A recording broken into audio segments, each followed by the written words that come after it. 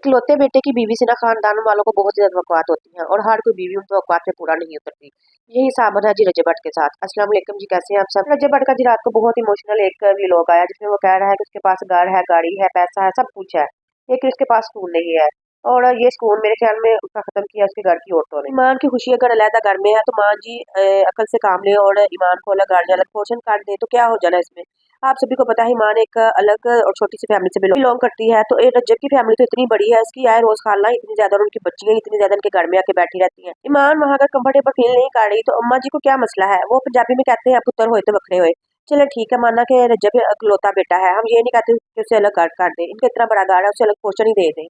और मुझे समझ नहीं लगती ये जो इसकी एक कजन है सलमान की बहन किस्सा शेख, वो ईमान के बारे में इतना उल्टा सीधा क्यों बोलती है। इनके घर का जो ऑफिस बॉय था वैसे उसने एक इंटरव्यू में कहा है कि अम्मा जी चाहती थी कि रज्जब भट्ट की शादी किस्सा शेख से हो। मुझे तो लगता है किस्सा शेख वही ख्वाब देख रही है। रज्जब भट्ट रात के व्लॉग में कह रहा है कि उसका घर में बिल्कुल दिल नहीं लगता और इसकी माँ इस वजह से नाराज है कि वो घर में नहीं रहता।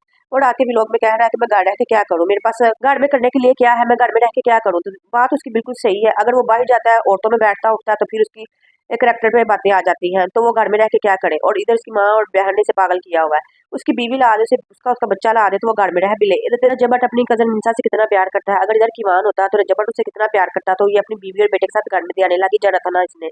और वो कह रहा है कि मैं मुझे घर में रह के कोई कंटेंट नहीं मिलता, तो सही बात है, अगर उसके पास उसकी बीवी हो उसका बच्चा हो तो वो उनका कोई ना कोई कंटेंट हो। अच्छा इधर देख ले सिद्ध रैपर को, सिद्ध रैपर को इतना खास बंदा तो है नहीं कि जिसे रज्जब भट्ट के साथ हम लोग मिला दे। सिद्ध रैपर और डक्की भाई भी तो है ना, आए रोज अपनी बीवियों के साथ घूमते हैं फिरते हैं, खुश है, उनका कंटेंट भी उन्हें कोई ना कोई न्यू मिल जाता है। लेकिन रज्जब भट्ट यहाँ क्या करे।